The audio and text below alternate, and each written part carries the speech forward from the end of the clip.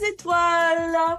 Bienvenue à tous ceux et celles qui découvrent cette chaîne et cette série d'interviews qui a maintenant 1 an, présentant auteurs et autrices dans le domaine de la connaissance de soi. Alors vous savez quoi, j'ai le plaisir d'accueillir pour la deuxième fois Elisabeth Horowitz qui vient de publier son dernier livre aux éditions Trait Daniel. L'univers vous parle. Alors, si parmi vous, certains ne la connaissent pas encore, Elisabeth est thérapeute, a fondé en 2000 l'Association française de psychogénéalogie et elle est aussi, évidemment, conférencière et animatrice de séminaires. Et Elisabeth est aussi spécialisée depuis plus de 20 ans dans l'étude et l'analyse de l'arbre généalogique et du roman familial. Et donc, elle est l'autrice d'ouvrages de référence, dont le célèbre et incontournable Se libérer du destin familial, publié chez Dervy en 2000 et qui a été vendu à plus de 40 000 exemplaires, ce qui est un vrai succès de librairie en France. Bonjour Elisabeth! Bonjour Oriane et bonjour à tous. Merci de m'avoir invitée. C'est avec grand plaisir, bienvenue dans la boîte à livres. Alors, il faut savoir que j'ai vraiment lu ton livre lors d'une journée de voyage et ton livre, eh bien, vous savez quoi? Ton livre a déclenché une magie incroyable avec plein de signes et de coïncidences durant cette journée et dans les jours qui ont suivi. Et l'apothéose a été au moment d'ouvrir mon courrier, je venais à peine de rentrer. Je n'en dis pas plus, mais c'était la nouvelle que j'attendais depuis longtemps et que je n'espérais plus vraiment non plus. Et elle est arrivée et ça a été vraiment une succession de signes, de synchronicité, de coïncidences, de clins d'œil de l'univers. C'est ça. Alors, chers auditeurs, chères auditrices, ce livre, sachez-le, est magique en lui-même. Et le lire crée des coïncidences et ou des synchronicités. Alors, Elisabeth, Oui. peux-tu nous dire la différence entre synchronicité et coïncidence? Parce que je Oui, perds un peu mon latin, je t'avoue. oui, alors bon, pour moi c'est un petit peu similaire. C'est vrai que le terme synchronicité, on le connaît parce que c'est Carl Jung qui l'a un petit peu mis en exergue, qu'il a carrément inventé d'ailleurs, parce qu'avant on parlait de synchrone et synchronicité. Enfin, avant on parlait d'événements synchrones et lui il a dit non, la synchronicité sont des événements qui se passent au même moment, mais qui font sens aux yeux de l'observateur. Donc, c'est un terme un peu technique, en fait, qui est Mmh. apparu au milieu dans les années 50, quand il a écrit son ouvrage sur la synchronicité. Mais avant, voilà, on parlait de signes, on parlait de coïncidence, on parlait d'occurrence, on parlait de loi des séries. Le terme synchronicité, c'est lui, voilà, c'est les années 50. Mais avant lui, il y a eu d'autres auteurs, et notamment un auteur autrichien qui s'appelle Kammerer, on va en reparler, qui s'est intéressé 30 ans avant Jung aux coïncidences. Mmh. Voilà, donc il n'est pas le premier, mais c'est bon, voilà. C'est juste pour dire que ce sont des termes, mais qui recouvrent en fait, pour moi, les signes de l'univers en général, hein, qu'on soit en voiture, dans l'autobus, dans le train, qu'on soit en voyage, qu'on soit devant son poste de télévision, on peut avoir remarqué ces signes, ces similarités, ces répétitions, tout à fait naturellement, voilà, sans rentrer forcément dans des choses techniques. Effectivement, l'autre jour, ma fille la plus jeune, nous signale et il est 17h17 et il fait 17 degrés. Oui, voilà, voilà. Voilà. Alors là, effectivement, avec les nombres, il y a énormément de signes parce que l'univers, bon, on le sait, est mathématique, hein, toutes les lois qui régissent l'énergie, etc., ce sont des nombres. Et on voit bien que l'univers essaie de nous dire des choses, non seulement avec des mots qui peuvent se répéter, mais surtout avec des nombres. Mmh. Et c'est la raison pour laquelle, d'ailleurs, moi, à titre personnel, je fais très attention au nombre de ma journée, non seulement les heures miroirs, hein, 17h17, 12h12, 11h11, etc. Mais je fais attention plus que ça aux plaques d'immatriculation et aussi, aux tickets d'achat que je peux faire. Par exemple, je vais faire mes courses et je regarde mes tickets parce que ces tickets avec les nombres, ils nous disent des choses. Mmh. Je prends un exemple. Imaginons qu'aujourd'hui, je vais faire mes courses et puis que je paye 24,05 €. Bon, bah, ça peut me dire que le 24 mai et le 24,05, je vais avoir un événement significatif. Voilà. Alors, si je collationne donc tous mes tickets sur une certaine période, je vais me rendre compte que l'univers peut m'orienter vers des dates lors desquelles des événements significatifs vont se mettre en place. Ça peut être de n'importe quel ordre. Ça peut être une nouvelle qu'on attend, ce que tu disais Mmh. tout à l'heure. Ça peut être une proposition, ça peut être quelqu'un qui nous contacte alors qu'on s'y attendait pas. Ça peut être plein de choses, voilà.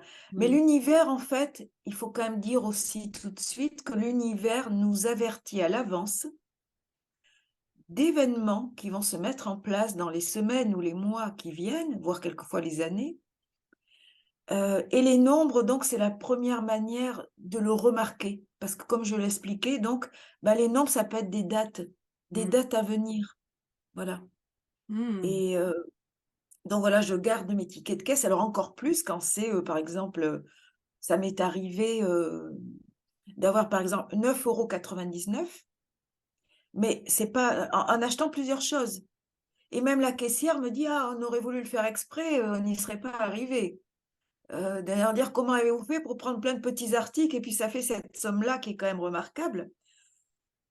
Et là, je suis sûre que si j'ai cette somme-là à payer, je suis sûre que dans la journée, j'ai un événement significatif. J'en suis sûre. Mmh.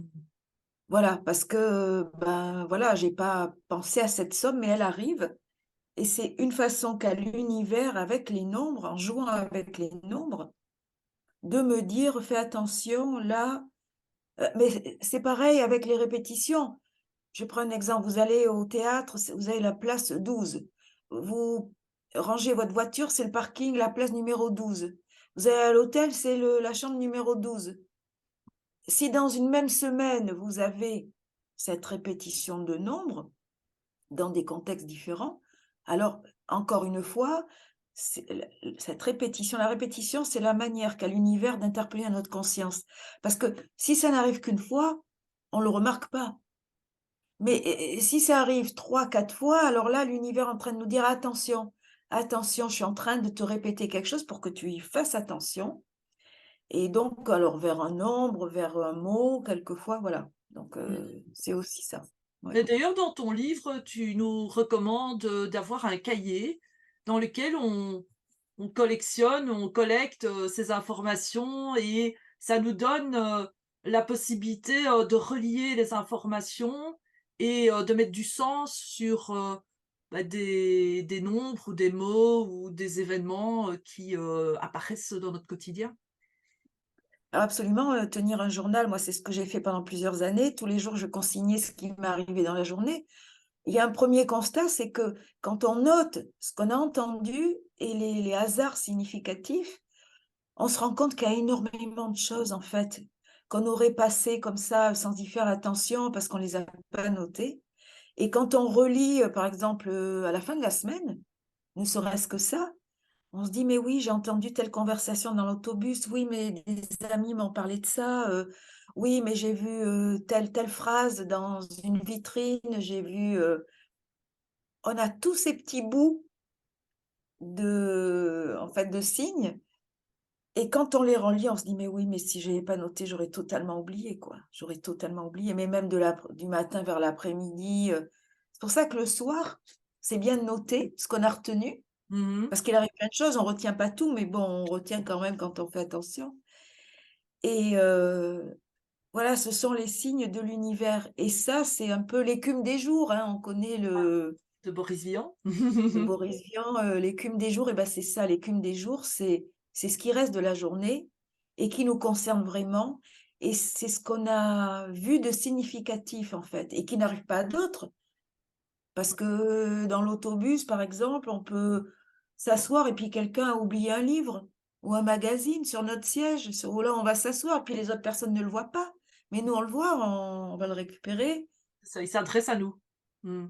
et ça s'adresse à nous, ce qui explique aussi, et ça c'est très intéressant, que au sein d'une même situation, on n'a pas du tout les mêmes, signes. Oui. on va voir des choses, il suffit de quelques secondes.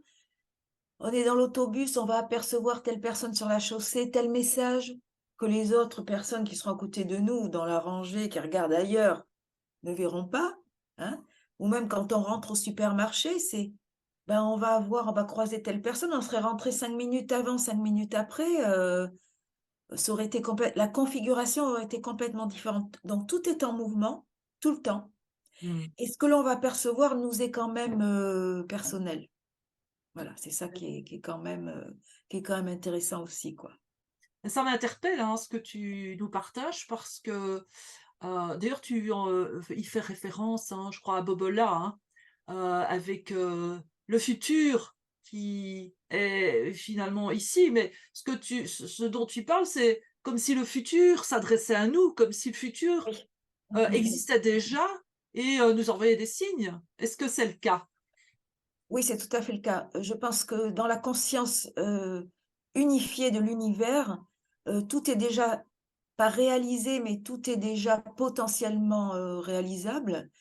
Et lorsqu'on s'apprête à se tromper de chemin, et là aussi c'est très intéressant, eh bien l'univers qui déjà sait qu'on va s'engager dans une voie sans issue ou même dans une situation, périlleuse.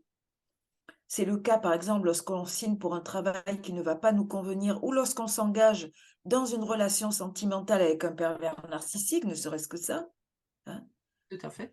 L'univers, en fait, nous prévient parce que l'univers, lui, c'est une conscience intégrale et donc il sait déjà et Mmh. donc on a les informations un peu à rebours. Il nous dit: «Non, n'y va pas, ne le fais pas, n'accepte pas cette proposition, ne t'engage pas avec cette personne» et quelquefois, je prends un exemple tout bête. Bon, quelquefois, il nous le dit, mais de manière, bon, mon neveu s'était inscrit en faculté de médecine et puis le premier jour où il rentre à la faculté, c'était en octobre, en novembre, il y va en vélomoteur, il attache son vélomoteur et quand il rentre de ses cours de cette première journée, on lui a tout volé. Bon, c'est même pas qu'on lui a volé la roue, le guidon, qu'on lui a volé carrément toute la mobilette, donc son moyen de transport et quand il me raconte l'anecdote, je pense: «Oh là là, mais ça va pas marcher son année», mais c'est sûr que non. Alors lui, je j'ai rien dit parce que, voilà, c'est pas à moi d'influencer sa trajectoire, mais j'ai pensé: «Il y a aucune chance qu'il ait son et ça lui conviendra pas». Mmh. Effectivement, il fait son année, il a été recalé, bon après il a changé de voie. Mais, déjà les signes du premier jour, hein, ou quand quelqu'un je prends un autre exemple, quelqu'un vous invite au restaurant, bon, vous avez un rendez-vous sentimental et puis, vous regardez les signes, par exemple, tout ce que la personne commande, bah, c'est des plats que vous détestez, ou les chansons qui passent, ou le lieu où vous a donné rendez-vous, voilà, il y a plein de signes qui vous disent déjà: «Ne va pas plus loin» Oui, ou à contrario, qui peuvent vous dire: «Vas-y, c'est bon. vas-y». Mais, il y a plein de signes, par exemple, vous êtes au restaurant avec cette personne et puis le serveur, renverse un plat, renverse le café qui vous a amené. À côté de votre table, il y a des gens qui se disputent. Il y a plein de signes Mmh. qui, si vous y faites attention, c'est l'univers qui est en train de vous dire: «OK, c'est sympa, mais on en reste là. Il y a bien mieux ailleurs» ou ensuite: «Ne t'attarde pas» parce que moi, en thérapie, j'ai rencontré aussi des personnes qui s'étaient engagées dans des relations pendant 10, 15, 20 ans, mais des relations terribles de dépendance ou de manipulation.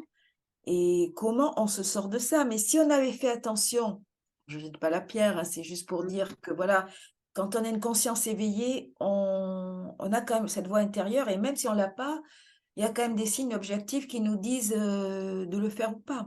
Alors, c'est vrai qu'il faut accepter en toute humilité qu'il y a une conscience un petit peu supérieure qui peut nous prévenir. On n'a pas toutes les informations, hein. On ne sait pas tout, hein. Des fois, on se trompe Mmh. et bon, mais enfin, C'est intéressant, ce que tu dis et en même temps, ça me fait penser que les peuples primitifs, d'ailleurs tu en parles, hein, les peuples oui. premiers, hein, quand Mmh. je dis primitifs dans le sens premier, Tous ces peuplades qui vivent dans la nature, en fait, sont tout le temps, connectés à cette écoute des signes. L'oiseau qui chante, la feuille qui, vole et se pose à un certain endroit dans le campement et cetera et cetera. Absolument, absolument. Je dirais même que pour eux, c'est totalement naturel. Pour nous, on le redécouvre, mais bon, il faut déjà dire aussi que dans la forêt, enfin, quelles que soient les tribus de par le monde, que ce soit en Océanie, dans les 2 Amériques, en Afrique, il y a des dangers. Quand on part chasser, ils n'ont pas toute notre technologie. Quand on part chasser, c'est dangereux. Quand on part en haute mer pour pêcher, c'est dangereux. Donc, on doit accorder aux signes avant-coureurs une place prépondérante, hein. C'est-à-dire que si, par exemple, on a, dans les jours précédents, on a une expédition en mer, bon, dans les jours précédents, il y a des conflits au sein de la tribu, il y a des mésententes, on se coupe, il y a des rêves prémonitoires qui nous disent, qui sont défavorables. Ben, on renonce à l'expédition, on se dit: «Non, c'est pas le moment. On va pas le faire parce que là, on peut courir un danger». Ah oui, et ça m'amène, à faire un lien avec, le livre que tu es venu nous présenter, l'année dernière, «L'action qui libère», et qui proposait, enfin, et qui propose encore des actes, des rituels symboliques pour reprendre son destin en main, et Oui, moi j'ai le sentiment que les 2 livres sont reliés. D'ailleurs, quand je pense à ces peuples premiers, ils font un rituel pour aller chasser, et donc oui. s'il y a un signe qui apparaît pendant le rituel, soit ils y vont, soit ils n'y vont pas. Comment appliquer ça dans notre vie de tous les jours, d'urbain? Oui, c'est ça. Alors eux, bon, ils vont même plus loin que les signes parce qu'en fait, eux, ils préfigurent ce qu'ils désirent obtenir, hein. C'est-à-dire que si, par exemple, on va à la pêche, bon, ben, on part pas à la pêche comme ça du jour au lendemain, comme nous, on partirait, en voyage. Non, non, non. Bon, d'abord, ils regardent tous les signes. Il y a des rites de purification pour ne pas être en danger. Il y a, des cérémonies aussi visant à pacifier les poissons, par exemple. On leur demande, on leur dit: «Si jamais on vous pêche, mais ne soyez pas en colère et cetera. C'est pour notre survie, on va pas pêcher plus que ce dont on a besoin» et cetera. Et en plus, ce qu'ils font, c'est qu'ils préfigurent la pêche, c'est-à-dire ils modèlent des figurines de poissons, Mmh. hein, c'est-à-dire qu'ils matérialisent ce qu'ils désirent obtenir. Voilà, donc Là, ça, je c'est fais un clin d'œil à tous ceux et celles qui nous écoutent, c'est avec, le tableau de vision. Bah, voilà. j'ai fait le mien pour l'année, préfigurer, comme tu dis, ce que je souhaite, voir, s'accomplir, durant cette année, et je le fais toujours, au nouvel an pour, justement donner, cette information que on fait du neuf. Absolument, c'est très, très important ces visualisations, on le redécouvre avec un petit peu le New Age maintenant et tout ça, c'est le vision board effectivement. Aux États-Unis, c'est très, très pratiqué et effectivement d'avoir des images. Alors c'est la différence entre le langage et l'image. C'est-à-dire parler de quelque chose, c'est bien mais c'est évanescent, hein. Par contre, si on met en image ce que l'on désire obtenir, même en grande image, en couleur, même si on peut faire un pan de mur chez soi avec ce qu'on désire obtenir, bah, plus c'est grand, plus ça va impressionner l'inconscient et donc on a d'autant plus de chances que ça nous arrive, bien évidemment. Comme les poissons modelés par, les pêcheurs avant de partir, en expédition de pêche. Ah oui, oui, tout à fait et même quand ils partent à la chasse, ils font un espèce de psychodrame, c'est-à-dire qu'ils revêtent les peaux de bêtes et ils mettent, en scène toute la chasse comme ils veulent qu'elle se déroule quelques heures plus tard. Et là aussi, on a cet aspect de préfiguration, c'est-à-dire qu'on part pas comme ça, dans la nature, sans être préparé. Au contraire, en amont, il y a une, grosse préparation dans les jours ou les semaines, précédentes et il y a carrément des mises en scène donc pour ritualiser, pour faire que ce qui va se passer, on l'a déjà interprété en quelque sorte, on l'a déjà joué, hein. Voilà, donc on a davantage de chances que ça se mette en place comme on l'a déjà, mis en scène auparavant. Voilà, donc ça c'est quand même, Oui, c'est puissant, c'est et très puissant.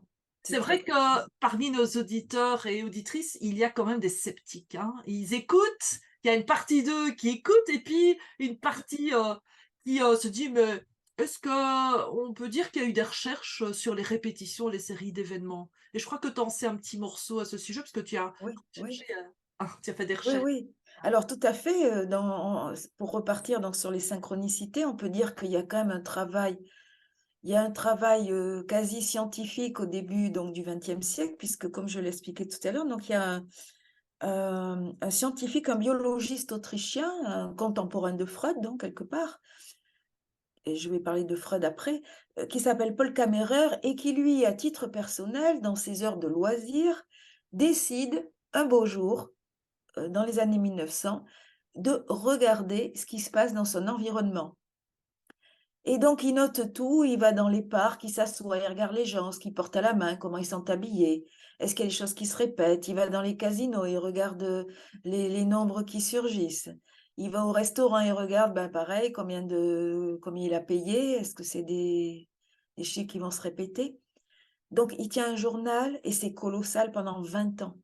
20 ans. Chose que personne n'avait fait avant lui et que personne ne fera après. Et donc, au bout de 20 ans d'observation aiguë de son réel, en quelque sorte, eh ben, il fait paraître un livre en 1919 qui s'appelle La loi des séries. Mmh. Alors, on connaît le terme, mais c'est lui, vraiment, Paul Kammerer, qui, donc, en 1919, fait paraître cet ouvrage, un allemand qui ne sera jamais traduit, parce que je pense que la communauté scientifique n'a pas d'explication à l'époque Mmh. à ce qu'il appelle la loi des séries, mais lui il met en exergue le fait que des choses qui se ressemblent ont tendance à se rapprocher, ont tendance à se répéter. Et donc, par essence, bah, l'univers tend à rapprocher les semblables. Ah, c'était intéressant ça. Et c'est très, très intéressant. Et donc, son ouvrage est resté confidentiel, même à l'heure actuelle. 100 ans après, il n'a jamais été traduit, même pas en anglais, hein. Donc, on se rend compte de... Voilà, parce qu'il a été aussi controversé sur ses recherches en biologie. Il y a un seul auteur qui s'appelle Arthur Kessler, qui est très, très connu, qui dans les années 70 a parlé de Kammerer dans un ouvrage qui s'appelle Les racines du hasard. Et il parle entre autres des travaux de Kammerer. C'est le seul, hein, parce que depuis, on n'en a jamais reparlé.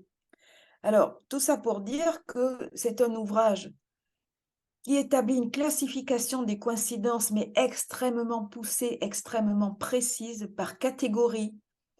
C'est un ouvrage fondamental, 30 ans avant l'ouvrage de Jung sur la synchronicité. D'ailleurs, Jung le cite, hein, il parle des travaux de Kammerer et il avoue, Jung, que lui, quand il parle de la synchronicité, au niveau historique, il parle d'anciens auteurs grecs, latins, etc., même d'auteurs de la Renaissance, qui se sont intéressés, voilà, à l'univers et au cycle. Mais il reconnaît lui-même qu'il n'a en aucun cas l'observation sur le terrain de 20 ans comme Kammerer. Donc, bon, quand même, il le cite, hein, mais il reconnaît qu'il n'a pas cette expérience du terrain. Et donc Voilà, cette donc... connaissance aussi. Cette connaissance parce que et cette connaissance. Alors, il faut dire donc que Freud et Jung ont lu l'ouvrage de Kammerer, bien sûr. D'ailleurs, et avec beaucoup d'intérêt, hein, Freud le cite, Jung le cite, et Freud, lui, avait déjà remarqué qu'il y arrivait des coïncidences dans son ouvrage Psychopathologie de la vie quotidienne. Il y a un dernier chapitre consacré aux coïncidences, parce qu'il a remarqué, comme il voyage beaucoup, surtout en été, qu'il y a des coïncidences qui y arrivent, il y a des noms qui se répètent. Il a déjà remarqué, mais bon, lui ne va pas trop développer. Il se demande, voilà, qu'est-ce que ça signifie? Est-ce que... Ah, nous avons une assistante ou un assistant, une assistante. une assistante. Voilà, donc Freud s'est déjà intéressé à ces hasards. Il se pose la question de leur sens, en fait, hein. Voilà, Mmh. donc après, il faudra attendre Jung pour vraiment avoir un ouvrage qui est seulement consacré aux événements synchrones et aux simultanéités. Et alors, l'apport de Jung, c'est quand même une autre dimension par rapport à Kammerer. C'est que Jung, il dit que certaines synchronicités peuvent être une émanation de notre psyché. C'est-à-dire que c'est nous qui les provoquons. Oui, effectivement, j'ai vu ça. Mmh. Alors, Je prends un exemple pour illustrer parce que ça va vraiment, imaginons donc c'est un homme qui, est invité par des amis pour dîner et puis parce qu'on doit lui présenter quelqu'un. Bon, il est célibataire, enfin divorcé, voilà, il est redevenu célibataire, vous connaissez ces repas où on veut vous présenter quelqu'un. Bon et alors, pour vous recaser en quelque sorte ou parce que bon, ben voilà, ça part d'un bon sentiment et alors cet homme-là, prend sa voiture et quelques kilomètres avant d'arriver, chez ses amis, tombe en panne. Alors là, on a 2 interprétations. Donc on peut se dire, bah, c'est quand même une synchronicité ou c'est un hasard malheureux. Mmh. Finalement, ça lui est jamais arrivé de toute sa vie, il est jamais tombé en panne et là, au moment d'arriver, il tombe en panne. Mmh. Alors il y a 2 interprétations, soit on se dit: «Bah, c'est un signe de l'univers pour, dire: "Bah, n'y va pas", pourquoi pas, finalement?» Mmh. parce que peut-être qu'il s'engagerait dans une relation, défavorable. Seconde interprétation, alors là, Jung entre en scène et c'est peut-être une résistance de sa part. Mmh. C'est-à-dire que la résistance, c'est la matérialisation, enfin, le petit incident technique, sans conséquence, c'est juste une petite panne. Bon, ses amis vont venir le chercher, c'est pas très grave. Mais est-ce que c'est l'univers qui lui dit n'y va pas ou c'est lui, parce qu'il a peur Mmh. de rencontrer cette nouvelle personne et finalement de peut-être de connaître l'amour ou de quitter ses engagements, 1 vis-à-vis de sa mère, de sa sœur, de son ex-femme et cetera. C'est-à-dire tout ce qu'on sait en psychanalyse sur les premiers investissements émotionnels, et qui parfois nous interdisent, hein, parce qu'on a des conflits de loyauté qui nous interdisent, bah, de vivre autre chose que ce qu'on a déjà connu.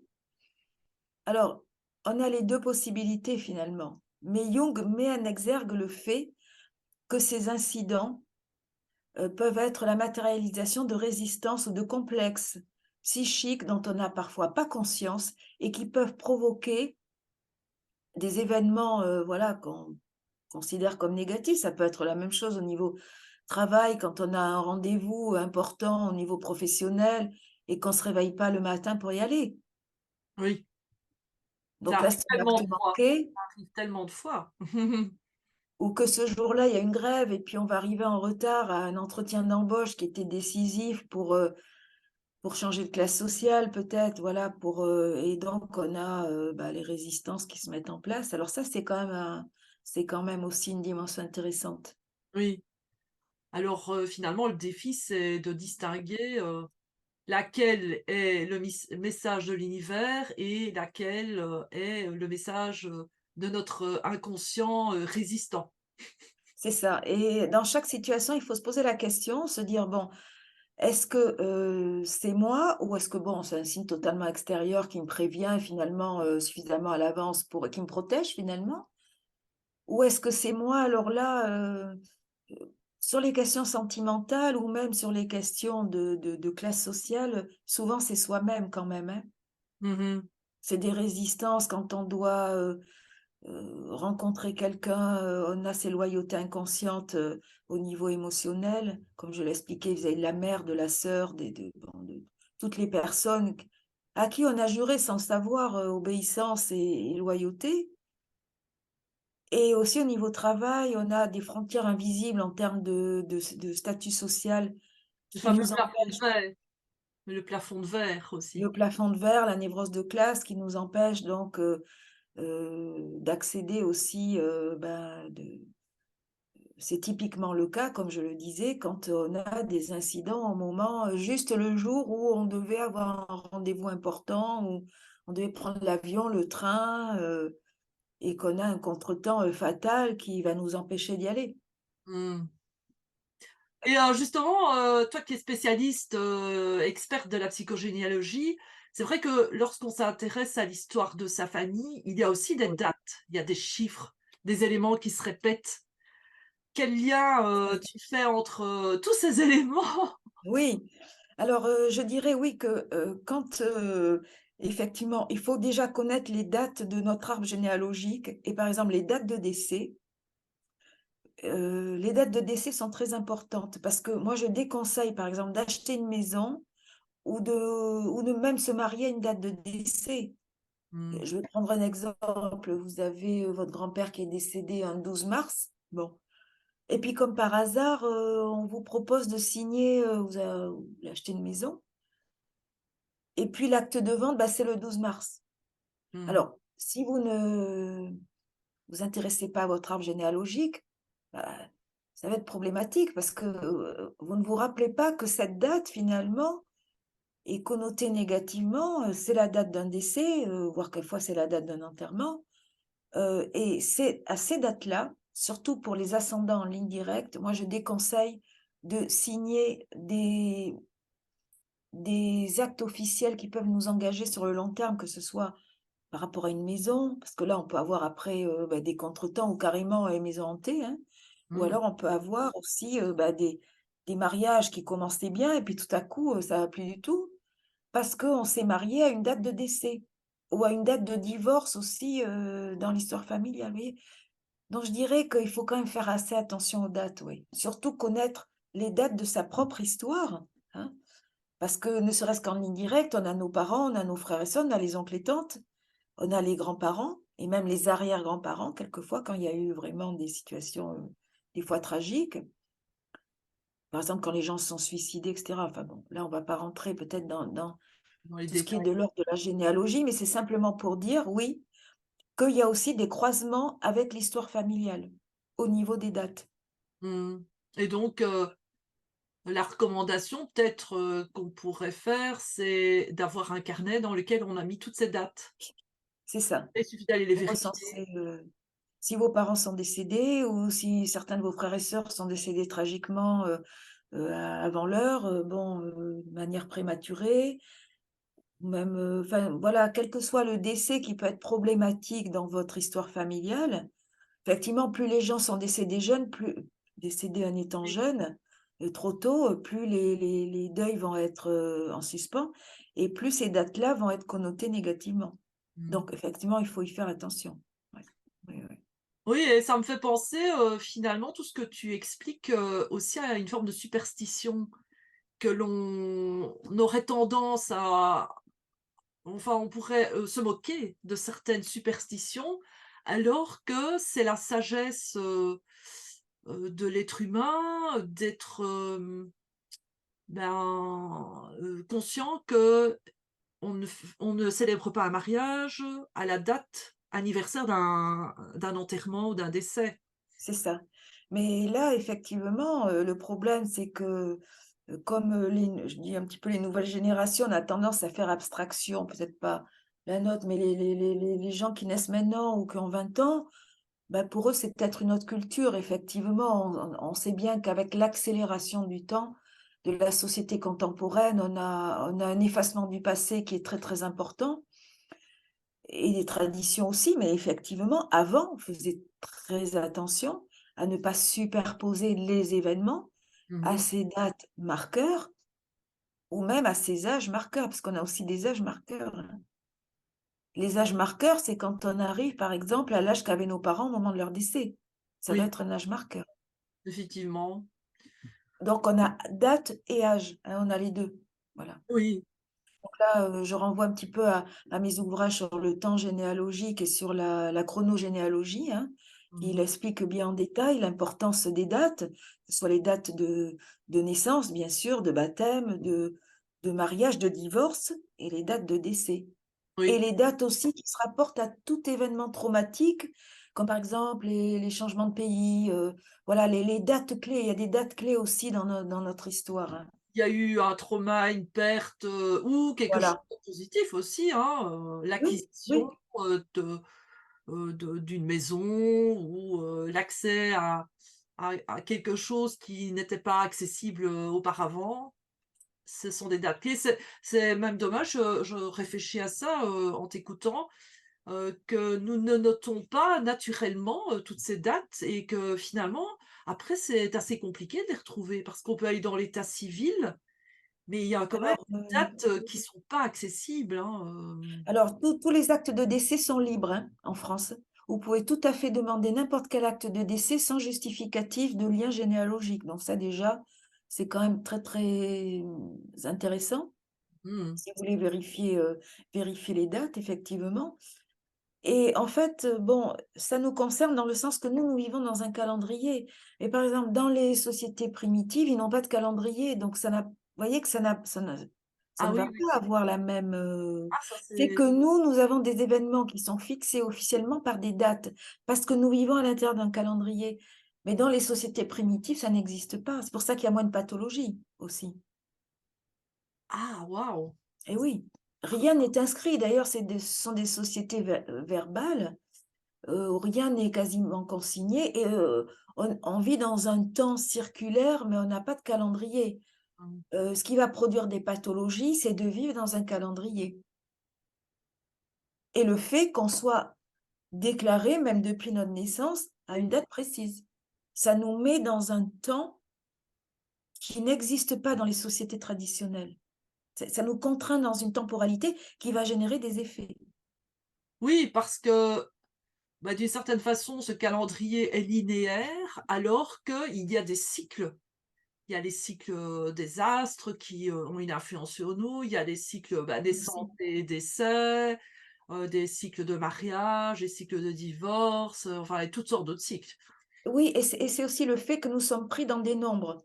C'est-à-dire que nous sommes pris dans un maillage numérique, qui va produire des effets, alors parfois positifs, Mmh. parfois négatifs. Mais en termes d'âge et de date, oui, il faut faire très attention justement, parce que, les nombres dans leur fonction, dans leur versant, on va dire peut-être moins positif, on va être pris dans ce maillage. Et notre psyché va y réagir parce que quand je disais tout à l'heure, si par exemple mon père est mort à 40 ans et que moi, je suis en train de fêter mes 40 ans, je vais avoir une réaction, c'est sûr. Mmh. Parce que ma psyché, elle va réagir au nombre. Mais si j'étais pas, dans une société à caractère numérique, ça n'aurait pas d'incidence. Mmh. Et sur le coup, je pense à Grabovoi, je pense que je Oui. prononce Mmh. bien. Oui, oui, Tu as sans doute déjà entendu parler, oui, de ce Russe spécialisé dans les chiffres et les oui. nombres. Ah oui, oui. Oui, je pense que c'est très intéressant. Alors après, là où je peux ne pas être d'accord, c'est parce que lui donne une version totalement personnelle des nombres pour guérir, mais sur le principe, je pense que c'est vrai, parce que sur le principe, et ça Jung l'avait déjà expliqué, notre psyché fonctionne avec des nombres. Mmh. Alors après, lui, il dit, bon, mais telle maladie, ça correspond à tel nombre, pour se guérir, c'est tel nombre.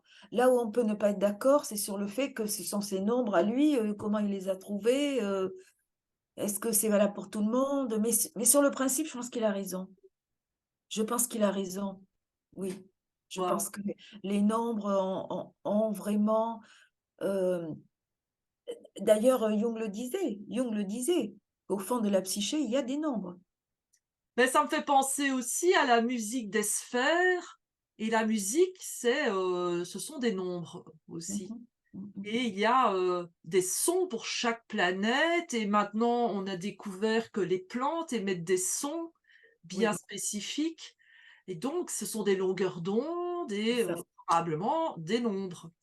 c'est ça. Ce sont des nombres, ce sont des valeurs numériques, effectivement, et comme tout est en dualité dans notre univers, il y a des aspects positifs et il y a des aspects, négatifs, comme je disais, d'être dans un calendrier parce que notre inconscient va réagir aux nombres, aux dates et aux âges. Mmh. Parfois positivement et parfois pas, parce que ça va ramener le trauma sur le devant de la scène. Je Ah oui. prends un exemple. J'ai une patiente, bon là récemment, qui a eu un cancer au sein, bon, hem et je lui dis: «Vous avez quel âge?» Bon, et elle a une fille qui a, 12 ans. Alors je lui dis: «Ben vous, quand vous aviez 12 ans, qu'est-ce qui s'est passé?» «Ah ben mon mes parents ont divorcé, ça a été très grave et cetera». Donc le fait que sa fille arrive à l'âge de 12 ans, un âge qui avait été traumatique pour elle, renvoie, et là vous avez le retour du symptôme, Waouh! voyez? Donc c'est non seulement pour soi, mais c'est aussi que quand on a des enfants, selon l'âge qu'ils ont dans leur enfance, leur adolescence, ils peuvent nous renvoyer à un âge qui a été critique pour nous, et donc là, il y a le retour du refoulé en quelque sorte, hein, ce que Freud appelait le retour du refoulé. C'est-à-dire que l'âge va déclencher le symptôme qui était latent. Mmh. On avait mis de côté, toute la souffrance émotionnelle, du divorce des parents, on ne savait pas bien ce qui s'était passé, donc tout ça est refoulé. Et puis quand notre fille arrive au même âge, boum, là, la chose, ressurgit, je dirais, par l'âge. Voilà. Donc Waouh! c'est dans ce sens-là que le nombre remet le trauma sur le devant de la scène. Mmh. Alors, on arrive tout doucement à la fin de cette interview. Est-ce qu'il y aurait une petite recommandation que tu ferais à nos auditeurs et auditrices? Quelque chose de tout simple à mettre en œuvre? Alors tout simple, bah, comme on l'a dit tout à l'heure, donc c'est d'avoir un petit journal ou si vous voulez pas avoir un carnet, bah, vous pouvez le noter sur votre téléphone, hein, le bloc-notes sur le téléphone, ce qui arrive dans la journée, ce qui vous a interpellé. Et vous allez voir que ça rend la journée plus intéressante, plus pétillante, parce que vous dites, bah, finalement, j'étais passé avant, je n'avais pas conscience de tout ça, j'étais passé à côté de plein d'informations qui, bah, peut-être, seraient très utiles. Et c'est ce plaisir du langage, de capter le langage secret de l'univers, car, on l'a pas dit tout à l'heure, mais l'univers ne va pas nous empêcher de faire des choses. Par contre, il va nous parler de manière subtile. C'est comme un murmure Mmh. et c'est ça qui est génial parce que c'est un murmure, donc il n'y a rien d'affirmatif. L'univers, suggère. Il ne va pas aller à l'encontre de notre libre arbitre, parce qu'on a tout à fait le droit de se tromper, sauf que parfois se tromper a de lourdes conséquences et donc Effectivement. il nous prévient, ben: «Ne prends pas ta voiture, ne t'engage pas avec cette personne, tiens, ne prends pas ce train, ne va pas à tel endroit, ou au contraire vas-y, ou c'est le moment de», vous voyez? Mmh. Et toutes ces suggestions. Et là, vous rentrez dans le mystère de la vie et c'est très plaisant parce que c'est une dimension supplémentaire, en fait. C'est un état de conscience. D'abord, vous augmentez votre conscience parce que vous faites attention à de plus en plus d'informations que vous ne voyiez pas avant et puis vous vous rendez compte que l'univers, bah, vous parle à vous aussi. Oui. En fait, Il y a une vraie relation. c'est notre allié. C'est notre allié. Je pense que c'est notre allié et c'est pour ça que quand on est très rationnel, on a du mal parce qu'aussi on a cet orgueil de se dire: «Mais c'est moi qui décide, c'est moi qui fais tout, je suis maître de mon destin». Ben, oui et non, parce qu'on n'a pas toutes les cartes en main pour, décider, même quand on est jeune. On a loin de là l'expérience de la vie pour savoir si une chose est bonne pour soi ou pas. Et donc, c'est rentrer dans le mystère de l'univers et plus on y rentre, moi j'ai commencé il y a 20 ans, bah, plus on se dit: «Mais c'est quand même incroyable, quoi». On a du mal à le partager parce que les gens autour vont se dire: «Mais elle délire complètement, moi j'ai pas vu ça», Oui. mais c'est la connexion avec, voilà, avec l'univers et qui de plus en plus, quand on y fait attention, nous parle et c'est une conscience qui s'élargit, en fait. Voilà. Alors après, on a de plus en plus d'intuition, on remarque de plus en plus de choses, on a, cette, hypersensibilité aussi, on devine plus de choses, on va faire plus de rêves prémonitoires, c'est dans les 2 sens, hein. Ah oui. On fait attention, mais en même temps, on a des capacités qui se développent. On s'entraîne et Voilà, nos nos compétences qui sont là depuis toujours se réveillent et c'est ça, se développent. c'est ça, absolument, oui. D'excellentes recommandations, donc j'espère que tous les auditeurs et auditrices vont acquérir soit un bloc-notes sur leur téléphone ou un joli petit carnet. Oui, Je voudrais vraiment te remercier Elisabeth, d'avoir accepté de faire cette interview. avec plaisir, avec plaisir. Et bah, j'espère, que ça va donner envie à toutes les étoiles, qui nous écoutent d'être, beaucoup plus à l'écoute des messages de l'univers. Merci Oriane, merci à tous. À très bientôt. Merci et pour ne rater aucune des prochaines interviews, abonnez-vous à ma chaîne, aidez-moi à rendre plus visibles mes invités en cliquant sur le petit pouce, en activant la cloche pour ne rater aucune des vidéos et puis surtout, surtout partagez avec vos amis. Cela ne peut que faire du bien. Je crois que tout le monde a gagné à faire de l'univers son allié. Au revoir et à très bientôt pour d'autres livres, d'autres univers, d'autres manières de voir le monde.